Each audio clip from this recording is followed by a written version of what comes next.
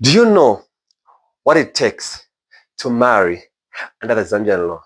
You're a couple that wants to get married in this land of work and joy in our country, Zambia, and you ask yourself which route you're supposed to take, what customs, or you're wondering, is there a law that actually governs on how you're supposed to marry?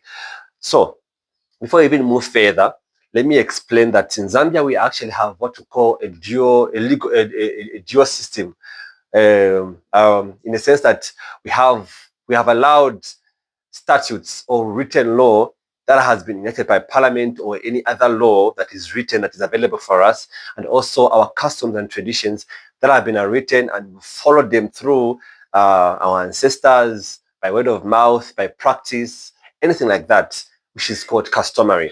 So in Zambia we follow both. So that is relating to land, relating to marriage, relating to many other things and many other practices that you may think you can imbibe. Same with marriage as well. So under the talking about marriage, we have what we call statutory marriage, or we also what we call customary marriage. But in this video, we're going to focus on statutory marriage in Zambia. So under statutory marriage, we have what is called the Marriage Act, which is Chapter 50 of the laws of Zambia. This statute was enacted by Parliament to govern on how marriage can be solemnized, or the process of marriage can be done. So if you want to get married under statutory marriage, this has prescribed. So this act states on how you're supposed to marry, what time you're supposed to do, what is involved, what are the requirements for you to marry, many other things. So just for the sake of time and just for the sake of a clear understanding, in case you may not have time to come through or to read through this act.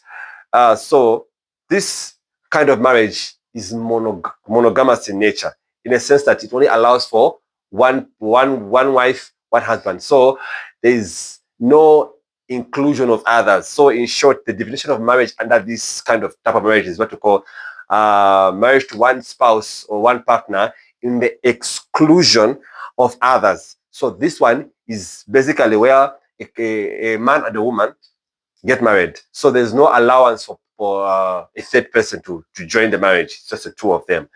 And this was decided in the case of High versus High. It's an old English case, but in Zambia we usually use it.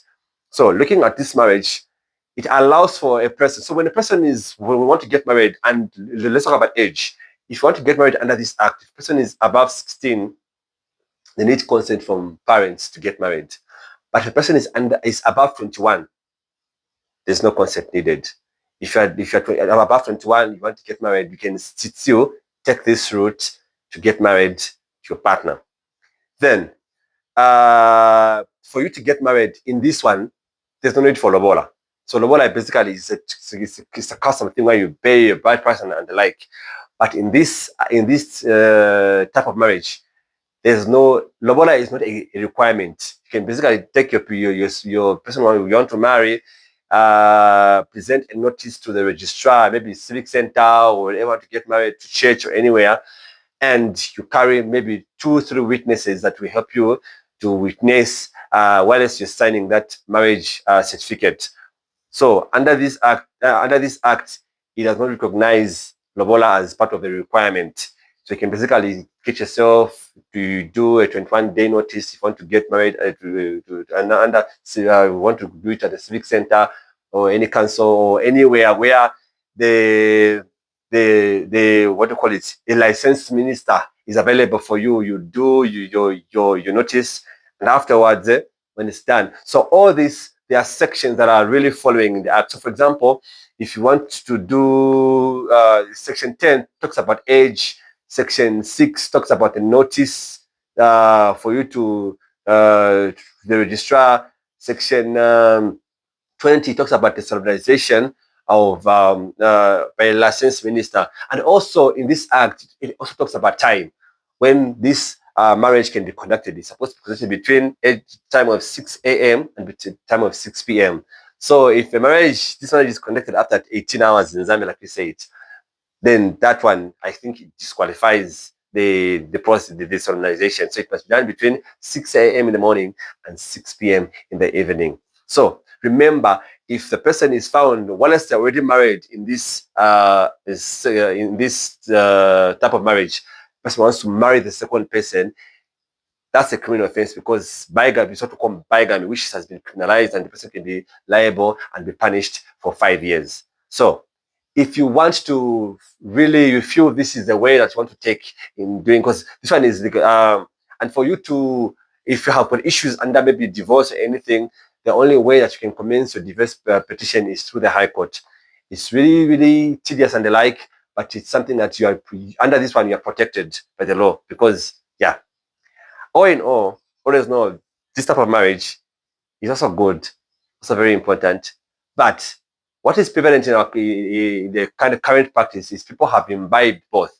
They imbibe the customary type and also do the marriage certificate, the civil council, church, and the like together. But remember, if you're moving from the customary type of marriage where you pay your lobola and the like, when you move to this one, you want to do it civic center, you do your registration and the like, it means that you have really cancelled that one that you've done. The marriage, this one is above the marriage, is above the customary marriage. This one is above the customary marriage. And if you want to proceed with maybe, for example, God forbid there's divorce or anything, you commence the High Court. So this one, after you do this one, the lobola issue is not a prerequisite to this one. You don't do lobola for this one. You can go and marry. That's the bit all. Up until next time, this is not the law.